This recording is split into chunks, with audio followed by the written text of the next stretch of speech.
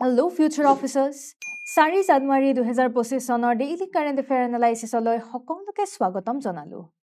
যদিহে আপোনালোকে prelims crash কোৰ্ছৰ বাবে ইণ্টাৰেষ্টেড তেনেহলে অতি সোনকালে তলত দিয়া কন্টেক্ট নম্বৰটিত যোগাযোগ কৰিব পাৰে আৰু আপোনালোকৰ স্পেশাল অফাৰ এটি এভেইল কৰি ল'ব পাৰে। কম্পিটিশ্যন কেয়াৰে আগন্তুক APSC-CCৰ বাবে টেষ্ট সিৰিজ লৈ আনিছে য'ত আপোনালোকে লাভ কৰিবলৈ সক্ষম হ'ব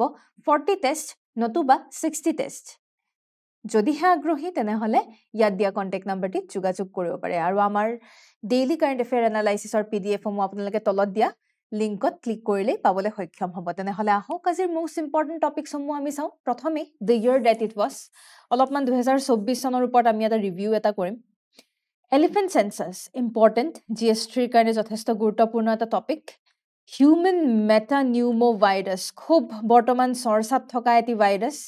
তাৰপিছত প্ৰিলিমছ প্ৰস্পেক্টিভত GEAC কি হয় আমি চাম আৰু ৰমেশ চন্দ পটেল প্ৰিলিমছ প্ৰস্পেক্টিভত আমি চাবলৈ চেষ্টা কৰিম। তেনেহলে আহক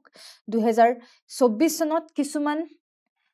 আণ্ডাৰ ৰিপৰ্টেড ষ্টৰিজ, যিবোৰ মিডিয়াৰ কভাৰেজ বৰ বিশেষ পোৱা নাই, মিডিয়াই কভাৰ নকৰা, আণ্ডাৰ ৰিপৰ্টেড সেইকাৰণে কোৱা হৈছে, তেনেধৰণৰ কিছুমান বাতৰি আমি অলপমান ফ'কাছ কৰিবলৈ আমি চেষ্টা কৰিম। টেকনিকেলি চাব গ'লে 2024 চনত বিশেষকৈ US ইলেকশ্যন, ট্ৰাম্পৰ জয়লাভৰ পৰা আদি কৰি বিভিন্ন মেটাৰত আলোচনা কৰা হৈছে, কিন্তু কিছুমান আণ্ডাৰ ৰিপৰ্টেড এনেকুৱা কিছুমান নিউজ আছে যিবোৰ একচুৱেলি আমাৰ বাবে প্ৰয়োজনীয় আৰু ইয়াতে বিশেষকৈ ফ'কাছ কৰা হৈছে আফ্ৰিকা, ইণ্ডিয়া আৰু কিছুমান অন্যান্য কিছুমান তেনেধৰণৰ কিছুমান দেশ। যেনে প্ৰথমে আমি চুডান চিভিল ৱাৰৰ ওপৰত আলোচনা কৰিবলৈ ওলাইছোঁ। চাওক, এতিয়া কথাটো হ'ল এয়া কোনো নতুন কথা নহয়। চুডানৰ যি ক্ৰাইচিছ হৈ আছে সেই চুডানৰ ক্ৰাইচিছ আজিৰ কথা নহয়, হ'ল কেইবাদিনো হ'ল এই ক্ৰাইচিছ চলি আছে। তেওঁলোকৰ মিলিটাৰী আৰু পেৰামিলিটাৰী ফ'ৰ্চৰ মাজত যি ইছ্যুজ, সেই ইছ্যুজৰ বাবে তাৰে সাধাৰণ ৰাইজে বহুতো সমস্যা ভুগিবলগীয়া হৈ আছে। কৰাপশ্যন বৃদ্ধি পাইছে, তাতে যথেষ্ট মানুহে খাবলৈ নোপোৱা হৈছে, কিমান যে মানুহৰ মৃত্যু হৈছে। acute food insecurity যথেষ্ট বাঢ়িছে। 9 million people have been displaced। ভাবি চাওকচোন, ইমানখিনি মানুহ ভুক্তভোগী। ইউনাইটেড নেশ্যনে দুৰ্ভিক্ষৰ কথা কৈ দিছে, পটেনচিয়েল ফেমাইন ৱৰ্ষ্ট ইন হিষ্ট্ৰী। এনেকুৱাকে ইতিহাসত ইমানটো লেভেলত ৱৰ্ষ্ট ফেমাইন আমি দেখা নাই। ইমানেই ফুড ইনচিকিউৰিটিৰ সমস্যা বৃদ্ধি পাইছে। 24.6 million people are experiencing food insecurity. খাবলৈ খাদ্য নোহোৱা হৈছে। ইমাৰ্জেঞ্চি ৰেছপন্সৰ খুবেই প্ৰয়োজনীয় আৰু এই চুডানৰ চিভিলিয়ান ৱাৰ যিমান ইম্পৰ্টেণ্ট, তাতকৈ বেছি ইম্পৰ্টেণ্ট প্ৰিলিমছৰ বাবে আমাৰ মেপখন চুডান। আজি চুডানৰ ইষ্ট, ৱেষ্ট, নৰ্থ, চাউথত কি আছে, কি দেশ আছে, বা চুডানে কাৰ লগত বৰ্ডাৰ শ্বেয়াৰ কৰিছে, কি আছে, চাদ আছে, চাউথ চুডান আছে, কি আছে, এই গোটেইবোৰ আমি ভালদৰে আমি জিঅ'গ্ৰাফি চাব লাগিব প্ৰিলিমছৰ বাবে। কি ইম্পৰ্টেণ্ট মই সেয়া আপোনালোকক কৈ দিছোঁ, আপোনালোকে হোমৱৰ্ক হিচাপে নোট ডাউন কৰি যাব। নেক্সট আমি আহিছোঁ জুলিয়ান এছেঞ্জেছ ৰিলিজ। তেখেত আচলতে এগৰাকী ৰিপৰ্টাৰ বুলি ক'ব পাৰোঁ, জাৰ্নেলিষ্ট, এগৰাকী এক্টিভিষ্ট বুলিও ক'ব পাৰে। USA তেখেতক এৰেষ্ট কৰি থৈ দিছিলে। কিহৰ বাবে এৰেষ্ট কৰিছিলে? আচলতে টেকনিকেলি চাব গ'লে তেওঁৰ ওপৰত যিটো ব্লেম আহিছে, সেই ব্লেমটো বিশেষকৈ আচলতে হেকিং, গভৰ্ণমেণ্ট ৱেবছাইট হেক কৰাৰ ব্লেম এটাৰ বাবেই তেখেতক আচলতে এৰেষ্ট কৰা হৈছিলে। টেকনিকেলি চাব গ'লে তেওঁ বহুত ইম্পৰ্টেণ্ট তেখেত একচুৱেলি অষ্ট্ৰেলিয়ান হয় দেই, originally he is from Australia. পৃথিৱীৰ বিভিন্ন জেগাত ঘূৰা ফুৰা কৰি বিং এ জাৰ্নেলিষ্ট, এগৰাকী সাংবাদিক হিচাপে বহুতো ইম্পৰ্টেণ্ট তেওঁ ডাঙৰ ঘটনাসমূহ তেওঁ ফাদিল কৰিছিলে। যেনে আফগানিস্তান আৰু ইৰাকত যিসমূহ মিলিটাৰী ক্ৰাইম, সেই মিলিটাৰী ক্ৰাইমসমূহ তেওঁ এক্সপ'জ কৰিছিলে। এজন বিৰাট ডাঙৰ এক্টিভিষ্ট বুলি আমি ক'ব পাৰোঁ। আৰু ইতিমধ্যে তেখেতৰ ৰিলিজৰ পিছত তেখেতক পুনৰ অষ্ট্ৰেলিয়ালৈ উভতি যাবলৈ তেওঁক পাৰ্মিশ্যন দিয়া হ'ল Julian Assange. Next, global migration crisis. খুব মাইগ্ৰেশ্যনৰ সংখ্যা বহুত বেছি বৃদ্ধি পাইছে। ক'ৰ পৰা? বিশেষকৈ এছিয়া, আফ্ৰিকা আৰু চাউথ আমেৰিকা। টেকনিকেলি আমি ক'ব পাৰোঁ যে দিজ আৰ গ্ল'বেল চাউথ, হয়নে? গ্লোবাল সাউথ ৰিজন এতিয়া আপোনালোকে বাৰু গ্লোবাল সাউথ আৰু গ্লোবাল নৰ্থ কি হয় জানেনে আজি টেকনিক্যালি আমাৰ ইকুৱেটৰে আমাৰ পৃথিৱীখন দুভাগত ভগাই দিয়ে ইয়াক আমি নৰ্দাৰ্ণ হেমিস্ফিয়াৰ বুলি কওঁ ইয়াক আমি সাউদাৰ্ণ হেমিস্ফিয়াৰ বুলি কওঁ কিন্তু গ্লোবাল সাউথ আৰু গ্লোবাল নৰ্থৰ মাজত এটা পাৰ্থক্য আছে this is the geographic north and geographic south global south আৰু গ্লোবাল নৰ্থ বুলি ক'লে যিসমূহ দেশ ডেভেলপড ইণ্ডাষ্ট্ৰিয়েলাইজড বা আমি ধনী বুলি ক'ব পাৰোঁ সেই দেশসমূহ প্ৰায়ভাগ আমি অলপমান নৰ্থৰ ফালে বেছিকৈ দেখা পাইছোঁ আৰু যিসমূহ দেশ অলপমান আণ্ডাৰ ডেভেলপড বা ডেভেলপিং ৰিজনসমূহ আমি অলপমান সাউদাৰ্ণ ৰিজনত দেখা পাইছোঁ ইনক্লুডিং ইণ্ডিয়া এতিয়া যদি মই আঁকিবলৈ যাওঁ বস্তুটো এনেকুৱা হৈ পেলাই অলপমান এনেকুৱাকৈ যাব কাৰণ অষ্ট্ৰেলিয়া যদিও সাউদাৰ্ণ হেমিস্ফিয়াৰত হ'লেও Australia belongs to global north তো এতিয়া টেকনিক্যালি ইয়াতে কি পৰিব ইয়াতে আপোনাৰ সাউথ আমেৰিকা পৰিব তাৰপিছত আপোনাৰ আফ্ৰিকা পৰিব এছিয়া আপোনাৰ ইয়াতে ইনক্লুডেড হৈ যাব ইউৰোপ ওপৰত থাকিব ৰাইট চ' দিছ ৰিজনছ য'ত আটাইতকৈ বেছি পপুলেশ্যন আমি এছিয়া আৰু আফ্ৰিকাত আমি দেখা পাওঁ ইনক্লুডিং সাউথ আমেৰিকা এই তিনিওডোখৰ ৰিজন মিলি পেলাই আমি মাছ মাইগ্ৰেশ্যন আমি দেখা পাইছোঁ মাছ মাইগ্ৰেশ্যন দেখিছোঁ মানে কি নিশ্চয় তাতে কিবা অসুবিধাৰ সৃষ্টি হৈছে আৰু এই যে ইমান বেছি মাইগ্ৰেশ্যন হৈছে it is the challenge for the developed nations মাইগ্ৰেণ্টসমূহ ক'লৈকে গৈছে এই দেশসমূহৰ পৰা সাউথ আমেৰিকা আফ্ৰিকা আৰু এছিয়াৰ পৰা মাইগ্ৰেণ্টসমূহ ক'লৈ গৈছে তেওঁলোক গ্লোবাল নৰ্থলৈ গৈছে বিশেষকৈ তেওঁলোকে ইউএছলৈ যাব খুজিছে ইউকেলৈ যাব খুজিছে ইউৰোপিয়ান দেশসমূহত তেওঁলোকে ইলিগেলি তেওঁলোকে যাবলৈ চেষ্টা কৰিছে কিয় কাৰণ গ্লোবাল সাউথত ইছ্যু আছে বিভিন্ন ধৰণৰ ইছ্যুজ আছে কৰাপশ্যনৰ ইছ্যু হাংগাৰ ক্ৰাইচিছ আমি দেখা পাইছোঁ সাফিচিয়েণ্ট ৰিচোৰ্চেছ থকাৰ পিছতো appropriate utilization हुआ नहीं. So this is a very important point which should have been covered. किंतु आमी cover न करा देखिसु. Yes, drought is another problem. Land degradation and drought-like situation. এই ৰাজ্যসমূহক impact পেলাইছে মানুহ shift কৰিবলৈ আৰম্ভ কৰিছে আলফাৰ ডিছবেণ্ডক লৈ পেলাই এণ্ড অফ এন এৰা বুলি কোৱা হৈছে ইতিমধ্যে 7 এপ্ৰিল 2024 চনত আমি কি দেখা পালোঁ আলফা আগৰ পৰাই দুভাগত আলোচনাপন্থী আলফা আৰু এফালে পৰেশ বৰুৱাপন্থী আছিলে কিন্তু এইবাৰ বিশেষকৈ দেখা পোৱা গ'ল এটা চেপ্টাৰ এটা ক্লোজ হোৱা আমি দেখা পালোঁ সেই তাহানিৰ দিনৰ পৰাই বিদেশী খেদা আন্দোলনৰ পৰা আৰম্ভ কৰি আমাৰ যি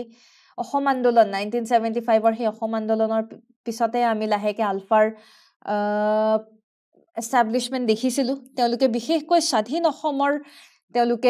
অসমৰ বাবে তেওঁলোকে বহুত ষ্ট্ৰাগল কৰা দেখিছিলোঁ তেওঁলোকৰ ডিমাণ্ডে আছিল ইণ্ডিপেণ্ডেণ্ট আসাম স্বাধীন অসম এতিয়া সেই যি আৰ্ম ষ্ট্ৰাগল বা আৰ্ম ৰেবেলিয়ন সেই আৰ্ম ৰেবেলিয়ন ইতিমধ্যে এইবাৰ অন্তিম পৰ্যায় পালেহি 2024 চনত সমাপ্ত হ'ল আলফাৰ বিশেষকৈ আলোচনাপন্থী আলফা আমাৰ চেণ্ট্ৰেল গভৰ্ণমেণ্ট আৰু অসমৰ চৰকাৰৰ লগত মিলি পেলাই শান্তিৰ দিশত আগবাঢ়িব তেওঁলোকে আৰ্মছ এণ্ড ইমিউনাৰেশ্যন সকলো তেওঁলোকে বাদ দিব ইন ৰিটাৰ্ণ তেওঁলোকে অসমীয়া জাতিটো যাতে মংগলে কুশলে শান্তিমতে আগবাঢ়ি যাব পাৰে তাৰ বাবে they have signed tripartite MOU তিনিটা পাৰ্টিৰ মাজত MOU সাইন হোৱা আমি দেখা পাইছোঁ বিশেষকৈ তেওঁলোকে অসমীয়াৰ যি অস্তিত্ব সেই অস্তিত্বক ৰক্ষা কৰিবৰ বাবে আলফাৰ আৰম্ভণি আমি দেখা পাইছিলোঁ কিন্তু এতিয়া তেওঁলোকে শান্তিৰ মাধ্যমেৰে অসমীয়া জাতিৰ অস্তিত্ব ৰক্ষা কৰাৰ ক্ষেত্ৰত তেওঁলোকে ফোকাস কৰিছে নেক্সট আমি ল'ব লাগিব ৰাহুল গান্ধীৰ ভাৰত জোড়ো ন্যায় যাত্ৰা ইতিমধ্যে ইয়াৰ বিষয়ে আমি শুনিছোৱে ভাৰত জোড়ো যাত্ৰা যি আমাৰ কন্যাকুমাৰীৰ পৰা শ্ৰীনগৰলৈকে আমাৰ যি 4,000 কিলোমিটাৰ যি ডিষ্টেন্স তেওঁ ভ্ৰমণ কৰিছিলে সেই ভাৰত জোড়ো যাত্ৰাৰ পিছতে ভাৰত জোড়ো ন্যায় যাত্ৰা আমি দেখা পালোঁ য'ত আৰম্ভ হৈছে মণিপুৰৰ পৰা আৰম্ভ হৈছিলে বিশেষকৈ মণিপুৰ ক্ৰাইচিছক লৈ পেলাই তেওঁ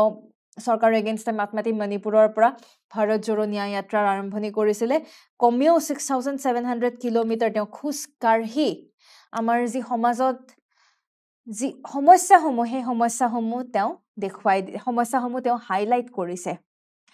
নেক্সট আমি ক'ব লাগিব গেইলছ নেচাৰেল গেছ পাইপলাইন 718 কিলোমিটাৰ 718 কিলোমিটাৰৰ নেচাৰেল গেছ পাইপলাইন বহোৱা হ'ব ক'ত বিহাৰ ৱেষ্ট বেংগল আৰু অসমত বহোৱা হ'ব আৰু ইয়াৰ বাবে আচলতে কমেও 31 ডিষ্ট্ৰিক্ট কমেও 31খন জিলা ইয়াৰ বিনিময়ত 31খন জিলা প্ৰফিট হ'ব বুলি বেনিফিট হ'ব বুলি আমি আশা ৰাখিব পাৰো ন্যাচাৰাল গেছ পাইপলাইন যেহেতু বহুৱা হ'ব এনাৰ্জি ডিস্ট্ৰিবিউশনৰ ক্ষেত্ৰত এটা খুব সুন্দৰ এটি পদক্ষেপ বুলি ক'ব পৰা যাব ইলেক্টৰেল বন্ড স্কিম মাজতে খুব চৰ্চাত আহিছিল ইলেক্টৰেল বন্ড স্কিমক আনকনষ্টিটিউশনেল বুলি ঘোষণা কৰা হ'ল এটা কথাটো হৈছে ইলেক্টৰেল বন্ড স্কিম কি আছিল যিকোনো এগৰাকী ব্যক্তি এগৰাকী বিজনেছমেন বা anyone they could fund political party হয়নে তো সেই বস্তুটো আনকনষ্টিটিউশনেল মানে আনকনষ্টিটিউশনেল বুলি ঘোষণা কৰা হ'ল অসাংবিধানিক হয়নে অসাংবিধানিক বুলি ঘোষণা কৰা হ'ল because it's against right to information আমাৰ যে আৰ্টিকল 19(1) এৰ আন্ডাৰত আমাৰ ৰাইট টু ইনফৰমেশ্যন আছে সেই ৰাইট টু ইনফৰমেশ্যনৰ against of electoral bond scheme আছে বুলি আৰু সেয়েহে সুপ্ৰিম কোৰ্টে খুব গুৰুত্বপূৰ্ণ এটি বিষয় তেওঁলোকে উত্থাপন কৰিলে যিহেতু transparency is a very important criteria transparency সকলো বস্তু জল পটপট হৈ থাকিব লাগে ট্ৰান্সপাৰেন্সি খুবেই প্ৰয়োজনীয় কিহৰ ক্ষেত্ৰত গুড গভৰ্নেন্সৰ ক্ষেত্ৰত সঠিকভাৱে ভালদৰে চৰকাৰ এখন চলাবৰ বাবে ট্ৰান্সপাৰেন্সি সঁচাকৈ প্ৰয়োজনীয় সেই ট্ৰান্সপাৰেন্সি প্ৰমোট কৰিবৰ ক্ষেত্ৰত ৰাইট টু ইনফৰমেশ্যন খুবেই প্ৰয়োজনীয় আৰু তেনে ক্ষেত্ৰত ৰাইট টু ইনফৰমেশ্যনৰ এগেইনষ্টত আমি ইলেক্টৰেল বন্ড স্কিম দেখা পাই আছিলোঁ আনকনষ্টিটিউশনেল বুলি ফাইনেল ডিক্লেৰেশ্যন দিয়া গ'ল 2024 চনত ৰেকৰ্ড ব্ৰেকিং হিট এপ্ৰিল মাহৰ পৰা কেনেকুৱা মাৰাত্মক গৰম অনুভৱ কৰিছিলে হয়নে 50 ডিগ্ৰী চেণ্টিগ্ৰেড এক্সিড কৰি গৈছে জেগা অনুসৰি আমি দেখা পাইছো আমাৰ অসমতে কেনেকুৱা হৈছিলে জেগা অঞ্চল ভেদে আপোনাৰ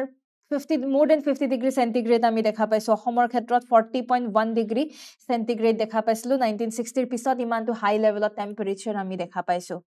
xenotransplantation breakthrough xenotransplantation মানে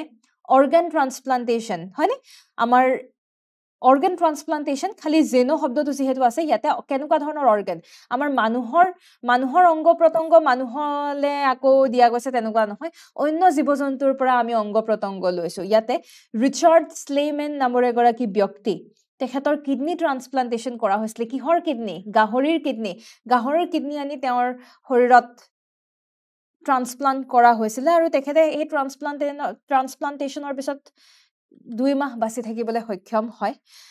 যদিও 2 মাহ বাছি থাকিবলৈ সক্ষম হয় but it's a potential solution as a human organ shortageৰ ক্ষেত্ৰত আমাৰ xenotransplantation এটা ডাঙৰ সলিউশন ৰূপে আমি ক'ব পাৰো উত্তৰ প্ৰদেশৰ ষ্টেম্পিড মানে কি জানেনে ষ্টেম্পিড মানে এই যে কেতিয়াবা দৌৰি কৰি পেলাই যে মানুহৰ মৃত্যু হয় খুন্দা লাগি পেলাই কেতিয়াবা গছকত বিভিন্ন মানুহৰ মৃত্যু হোৱা আমি দেখা পাওঁ ৰিসেন্টলি পুষ্পা 2ৰ প্ৰমোশনৰ কাৰণে আল্লু অৰ্জুনৰ এপিয়াৰেন্সেও ষ্টেম্পিডৰ নিচিনা সিচুৱেচন ক্ৰিয়েট কৰিলে যাৰ কাৰণে তেওঁক মাজতে তেওঁক মাজতে কনভিক্ট কৰি লৈ যোৱা হৈছিলে ঠিক সেইদৰে উত্তৰ প্ৰদেশৰ ষ্টেম্পিড সিনাৰিও এটা আমি দেখা পাইছিলো ক'ত হৈছিলে হাথৰাছত হৈছিলে বিশেষকৈ সৎসংগ হৈছিলে সেই সৎসংগত বহুত মানুহৰ ভিৰ বহুত মানুহৰ সমাগম দেখা পোৱা গৈছিলে আৰু সেই কাৰণে আমি সেই হঠাৎ দৌৰাদৌৰিৰ বাবে কমেও 121 জন ব্যক্তিৰ মৃত্যু হোৱা আমি দেখা পাইছো it's nothing but it's a man made disaster হয়নে এয়া man made disaster these are stampede আৰু এই নিউজ মিডিয়াই খুব কমেই মিডিয়াই এইবোৰ কথা প্ৰকাশ কৰা আমি দেখা পাওঁ নেক্সট আমি অসমৰ ক্ষেত্ৰত যদি ক'বলৈ যাওঁ আসামছ কালচাৰেল এণ্ড ইকনমিক চেলেঞ্জেছ অসমৰ ক্ষেত্ৰত ক'ব গ'লে আমাৰ আমাৰ যি ইণ্ডিজিনাছ কালচাৰ আমাৰ কলা সংস্কৃতিত আমি কিছুমান থ্ৰেট চেলেঞ্জ আমি দেখা পাইছো আজি যদি আমাৰ ইকনমি চাওঁ অসমৰ ইকনমি বা অসমৰ অৰ্থনীতি বহিৰাগতই বৰ্তমান দখল কৰিবলৈ আৰম্ভ কৰিছে আপোনালোকে ভালদৰে ডেটাত চালে দেখা পাব যে আমাৰ মাটিও আমাৰ খিলঞ্জীয়া লোকে বিক্ৰী কৰি আছে কালৈ বহিৰাগতলে বিক্ৰী কৰি আছে বহিৰাগতসকলে দখল কৰা আমি দেখা পাইছো গভৰ্নমেন্ট ৰিলিজিয়াছ ইনষ্টিটিউচনতো বহুত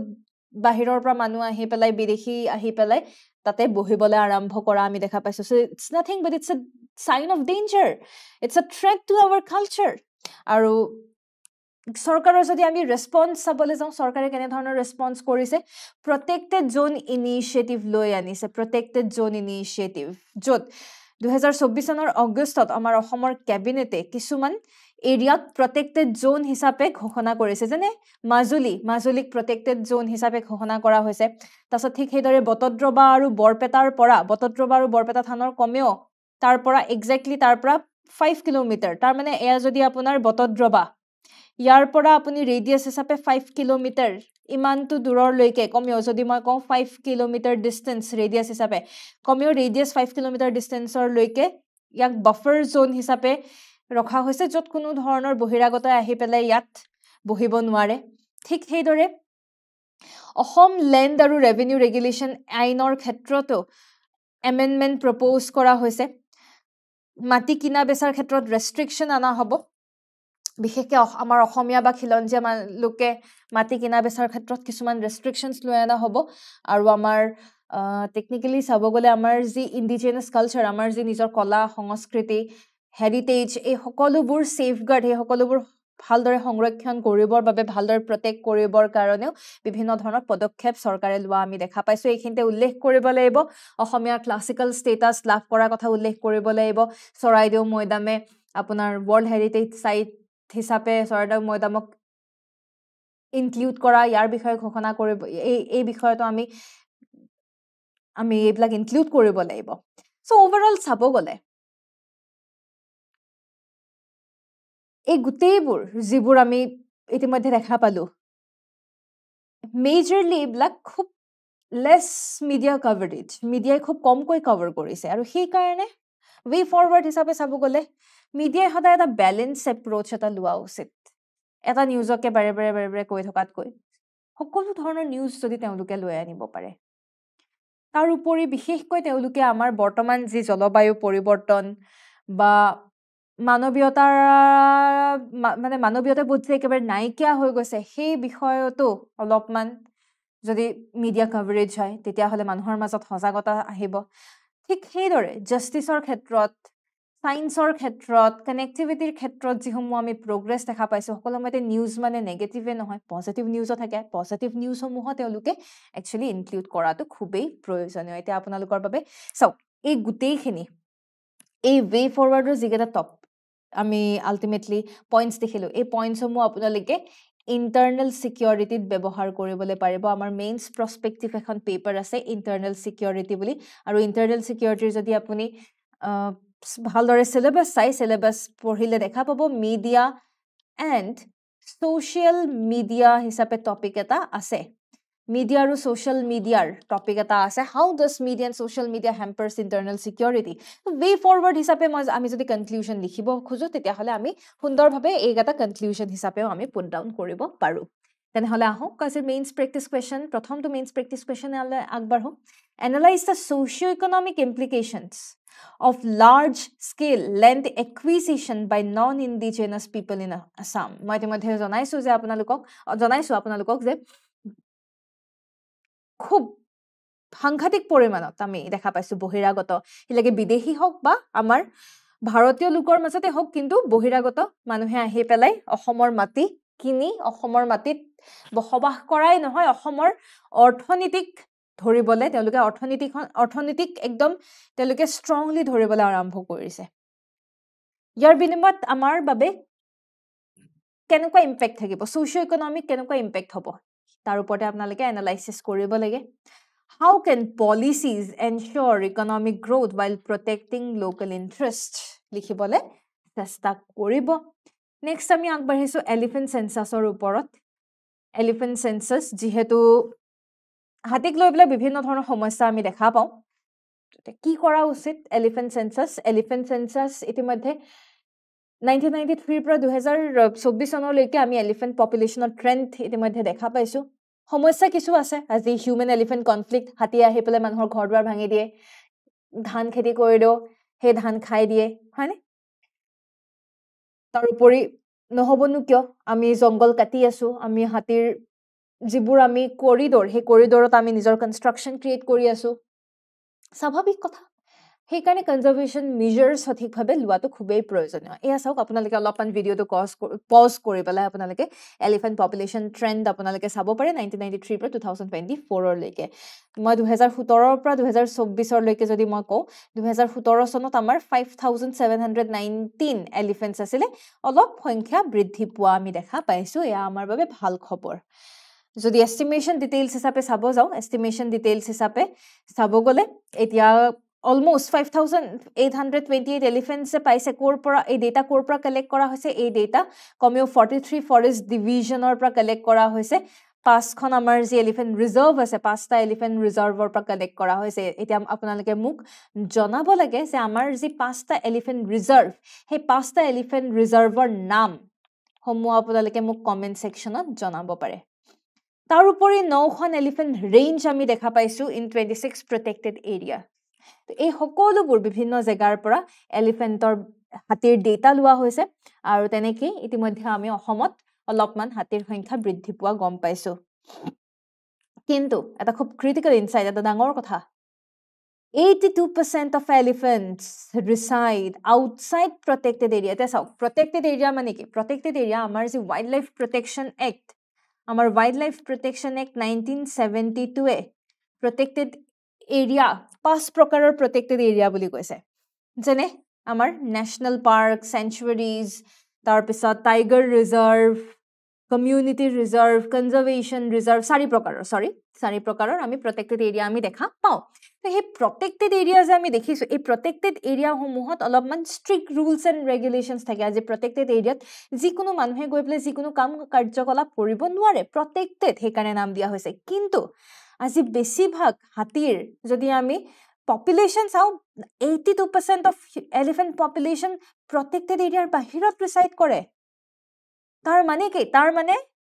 বিভিন্ন ধৰণৰ জেগাত আজি যে হাতী যে বসবাস কৰে সেই অঞ্চলসমূহ আমি সংৰক্ষণ কৰাটো খুবেই প্ৰয়োজনীয় সেই বস্তুটোৱে হাইলাইট কৰা হৈছে এটা হিউম্যান এলিফেন্ট কনফ্লিক্ট যদি চাও 2019 ৰ পৰা 24 চনলৈ কমেও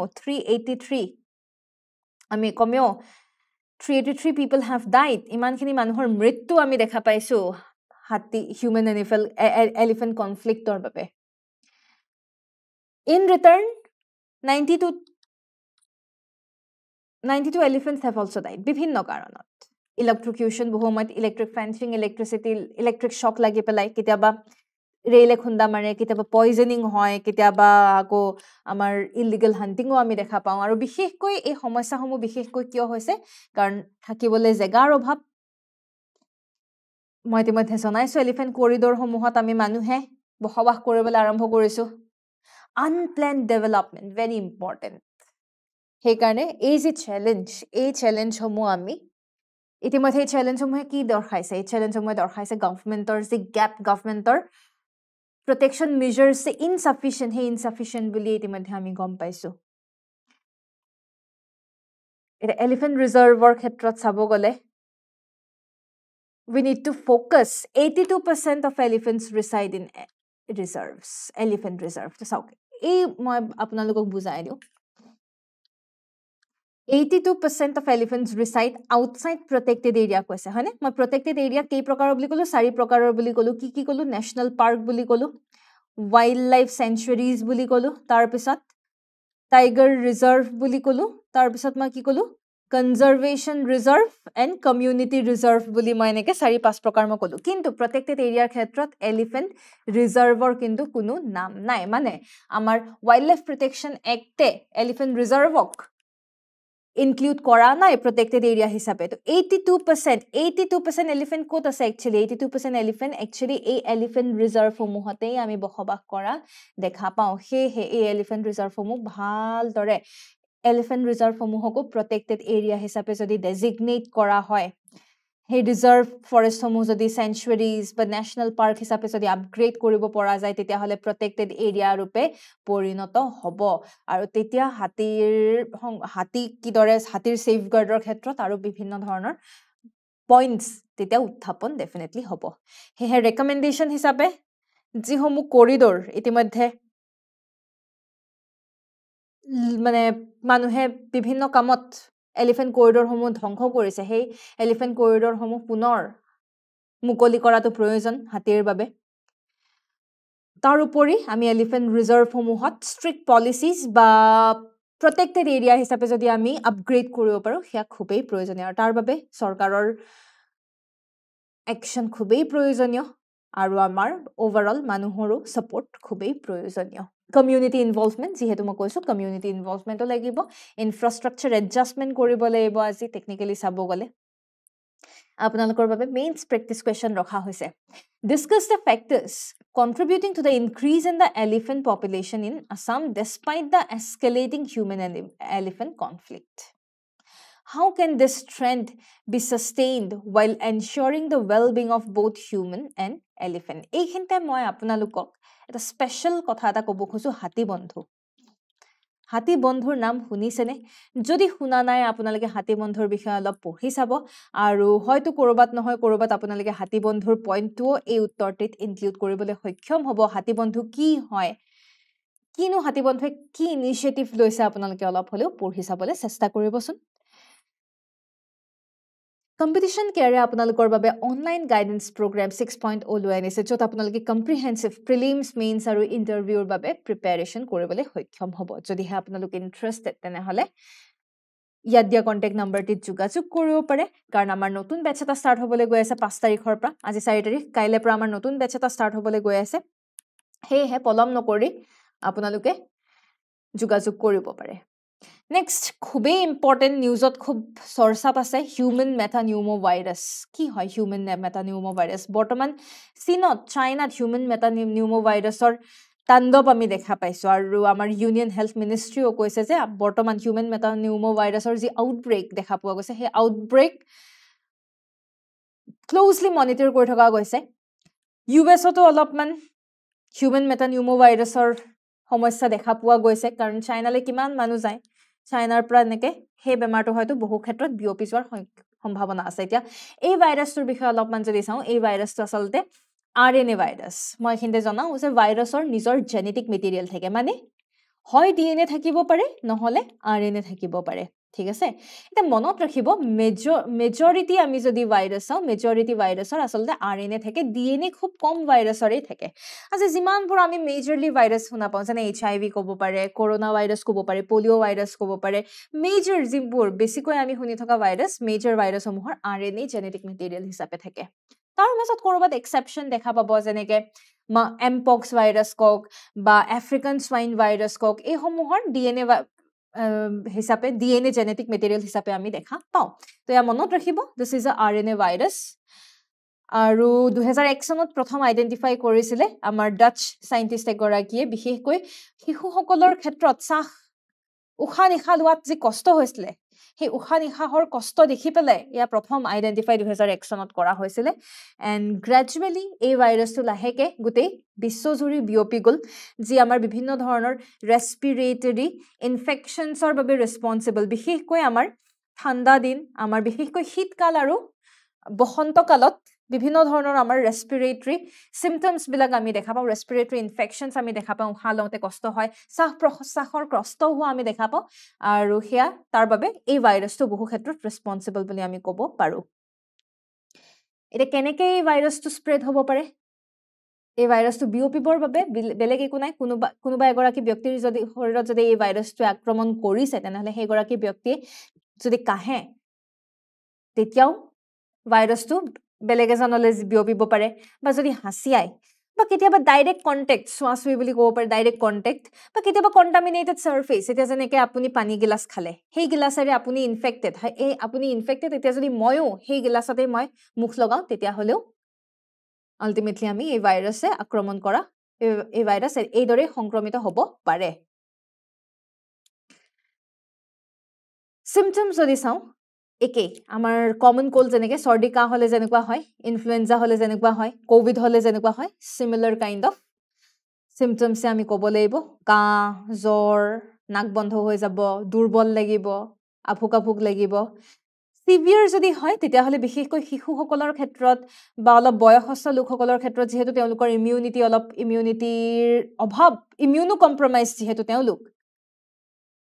তেতিয়া আমি কি দেখাব তেতিয়া তেওঁলোকৰ ক্ষেত্ৰত নিউমোনিয়া পৰ্যন্ত দেখা দিব পাৰে ব্ৰংকিওলাইটিছ হ'ব পাৰে বা শ্বাস প্ৰশ্বাসত উশাহ নিশাহ লওঁতে যথেষ্ট কষ্টও হ'ব পাৰে প্ৰিভেনশ্যন হিচাপে চাব গ'লে এতিয়ালৈকেতো কোনো ভেকচিন নাই বা কোনো স্পেশাল ট্ৰিটমেণ্ট ড্ৰাগ বা এণ্টিবায়টিকে কাম নিদিয়ে এইটো ক্ষেত্ৰত সেয়েহে এই ভাইৰাছৰ পৰা আমি বাচি থাকিবৰ বাবে আমি মাস্ক পৰিধান কৰিব লাগে ঘনাই যদি আমি হাত ধুই থাকিব পাৰো বা আমি স্যানিটাইজাৰ যদি পুনৰ ব্যৱহাৰ কৰিব পাৰো বা যিসকল ইনফেক্টেড ইণ্ডিভিজুৱেলছ তেওঁলোকৰ পৰা অকণমান ডিষ্টেঞ্চ যদি আমি মেইনটেইন কৰি থাকিব পাৰোঁ তেতিয়াহ'লে সেয়াই আমাৰ প্ৰিভেণ্টিভ মেজাৰ্ছ ডিছইনফেক্টিং ফ্ৰিকুৱেণ্টলি টাচ্ড চাৰ্ফেচ ভালদৰে চাফ চিকুণতা অৱলম্বন কৰিব লাগে আৰু যি ভিক্টিমছ তেওঁলোকে বিশেষকৈ পানী খুব বেছিকৈ পানী খাব লাগে অলপ ৰেষ্ট লোৱাটো প্ৰয়োজনীয় ফিভাৰ মেনেজ কৰাৰ কাৰণে এতিয়া মেডিচিন লওক বা যি হওক আৰু জলপতি যি লয় আৰু কনজেশ্যন যি হওক তেওঁলোকে অলপ চেষ্টা কৰিব লাগে যদি বৰ্তমান আমি কাৰেণ্ট চাইনাৰ চিটুৱেশ্যন যদি চাওঁ বৰ্তমান ইটছ অন হাই এলাৰ্ট যদিও অফিচিয়েলি কোনো ষ্টেটমেণ্ট পাছ কৰা নাই ক'ভিডৰ সময়তনো বহুত পিছতহে ক'ভিড নৱেম্বৰ মাহৰ পৰা চলি আছিলে 2019 চনৰ হয়নে COVID-19 2019ৰ নৱেম্বৰৰ পৰা কমেও ক'ভিড আমি দেখা পাইছিলোঁ কিন্তু মাৰ্চতহে ফাইনেলি ঘোষণা কৰা হয় তো এতিয়াও you cannot exactly say তেওঁলোকে এতিয়া অফিচিয়েল ষ্টেটমেণ্ট পাছ কৰা নাই এটা কথাটো হৈছে বিশেষকৈ সিচুৱেশনটো ক্ৰিটিক্যাল এই কাৰণে হৈছে কাৰণ এনভাইৰনমেন্টত অকল হিউম্যান মেটানিউমো ভাইৰাছই নাই হিউম্যান মেটানিউমো ভাইৰাছৰ উপৰিও ইনফ্লুৱেঞ্জা ভাইৰাছ আছে COVID-19 বা কৰোনা ভাইৰাছ আছে বিভিন্ন strain various strains of corona virus আমি দেখা পাইছো যাৰ সিম্পটমছ অলমোষ্ট একে HMPV ইয়াৰ সিম্পটমছে কক ইনফ্লুৱেঞ্জাৰ সিম্পটমছ কক কোভিডৰ সিম্পটমছ কক অলমোষ্ট একে আৰু এক্সট্ৰিম কেছত আমি দেখা পাওঁ নিউমোনিয়া মই কৈছিলো pneumonia it's a bacterial disease হয়নে মাইকোপ্লাজমা ইটস আ বেক্টেৰিয়া সেই বেক্টেৰিয়া এটা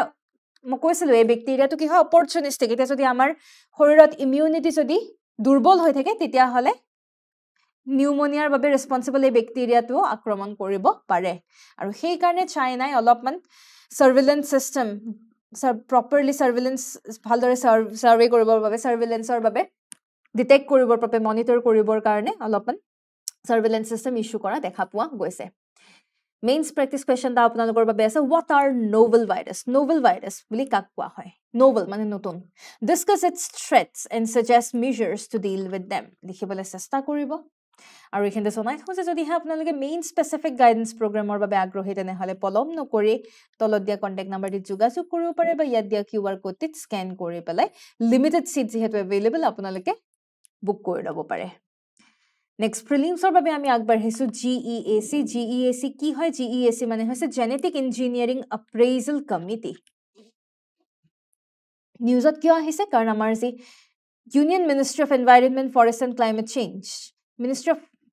environment forest and climate change এই মিনিষ্ট্ৰী আচলতে GEACৰ নিয়মসমূহ অলপমান চেঞ্জ কৰাৰ ক্ষেত্ৰত এমেণ্ডমেণ্ট আনাৰ বিষয়ে অলপমান আলোচনা কৰিছে GEAC বুলি ক'ব গ'লে ইটছ আ ষ্টেটিউটৰী বডি বুলি আমি ক'ব পাৰোঁ কিয় কাৰণ আমাৰ যি ৰুলছ 1989 সেই rules 1989 under environment protection actor অন্তৰ্গত ৰুলছ 1989 সেই তাৰেই আণ্ডাৰত আমাৰ এই কমিটিখন ফৰ্ম হোৱা আমি দেখা পাইছিলোঁ ministry of environment forest and climate চেঞ্জৰ আণ্ডাৰত ফাংচন কৰে বিশেষকৈ GEACৰ ফাংচন কি আজি চাওক বিভিন্ন ধৰণৰ লাৰ্জ স্কেল আমি বিভিন্ন ধৰণৰ হ্যাজাৰ্ডাছ খুব ডেঞ্জাৰাছ আমি বিভিন্ন ধৰণৰ মাইক্ৰ অৰ্গেনিজমছ বা জেনেটিক্যালি ইঞ্জিনিয়াৰ্ড বায়োটেকনলজিক্যালি নিৰ্মাণ কৰা বিভিন্ন ধৰণৰ বস্তু ইত্যাদি আমি ব্যৱহাৰ কৰি থাকো বিভিন্ন ধৰণৰ প্ৰডাক্ট যেনে বিটি কটনৰ কথা ক'ব পাৰে these are genetically engineered cotton হয়নে বিভিন্ন ধৰণৰ মাইক্ৰ অৰ্গেনিজমছ বা জেনেটিক্যালি ইঞ্জিনিয়াৰ্ড প্ৰডাক্টসমূহ কিদৰে ইউজ কৰিব লাগে কিমান ইউজ কৰিব লাগে কেনেকৈ ইম্পৰ্ট কৰিব লাগে কিদৰে এক্সপৰ্ট কৰিব পৰা যায় এই বিভিন্ন বিষয়ত GEAC খুব গুৰুত্বপূৰ্ণ ভূমিকা লয় তেওঁলোকে আচলতে এপ্ৰেইজ কৰে আজি যিকোনো এটা বস্তু যিকোনো এটা জেনেটিক্যালি মডিফাইড যিকোনো এটা বস্তু আজি মাৰ্কেটত ৰিলিজ কৰিব পাৰিম নে নাই এনভাইৰনমেণ্টত ৰিলিজ কৰিব পৰা যাব নে নাই ইয়াৰ ওপৰত আল্টিমেট ফাইনেল ডিসিশন বহু ক্ষেত্ৰত আমি দেখা পাওঁ GEACৰ ডিসিশন খুবেই প্ৰয়োজনীয় ফাইনেল ডিসিশন বুলি নকওঁ বাট GEACৰ একসেপ্টেন্স বা GEACৰ ম্যান্ডেটৰী ৰিলিজ খুবেই প্ৰয়োজনীয় ম্যান্ডেটৰী ক্লিয়াৰেন্স খুবেই প্ৰয়োজনীয় এইখিনিতে আপোনালোকৰ বাবে প্ৰিলিমছ প্ৰেক্টিছ কুৱেশ্যন এটা আছে in which year genetic engineering approval committee was changed to genetic engineering appraisal committee উত্তৰটো জনাবলৈ নাপাহৰিব আৰু আজিৰ শেষৰটো নিউজ হৈছে ৰমেশ চন্দ পেনেল কি হয় আচলতে ইয়া 18 জনীয়া এখন পেনেল নীতি আয়োগৰ মেম্বাৰ ৰমেশ চন্দ তেখেত আসলতে এই পেনেলখনৰ চেয়াৰমেন তেওঁলোকে আসলতে wholesale price index WPI wholesale price ইনডেক্সৰ যি বেস ইয়াৰ বৰ্তমান বেস ইয়াৰ 2012 হৈ আছে হয়নে এই বেস ইয়াৰ তেওঁলোকে চেঞ্জ কৰাৰ ক্ষেত্ৰত অলপমান ইয়াৰ ওপৰতে অলপ আলোচনা চলি আছে ৰিভাইজিং দ্য বেস ইয়াৰ 2011-12 পৰা 2022-23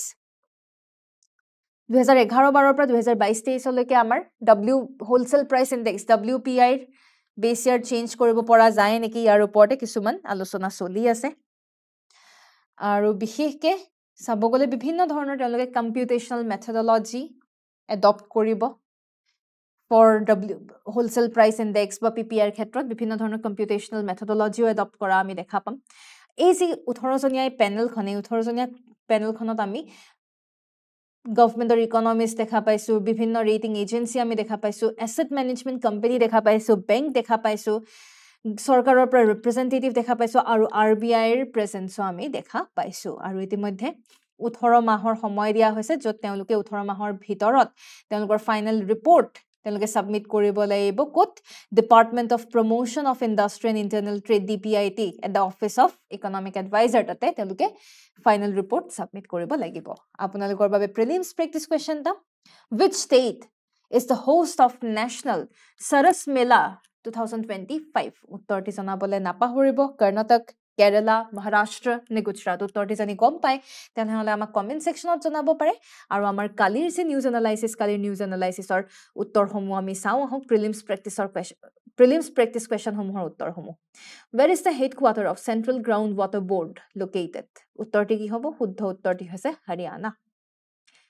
which is the most widely used fertilizer in India উত্তৰটি জনাবলে উত্তৰটি ইতিমধ্যে আমি দেখিছো কোনোবাই উত্তৰ কৈছে উত্তৰটি হৈছে ইউৰিয়া AI আছিল আজিৰ হবিহে যদিহে আপোনালোকৰ কিবা এনকুৱাৰী থাকে তেনেহলে ইয়াত দিয়া কন্টাক্ট নাম্বাৰটি যোগাযোগ কৰিব পাৰে ইয়াকে কৈ পেলাই ধন্যবাদ জয় আই অসম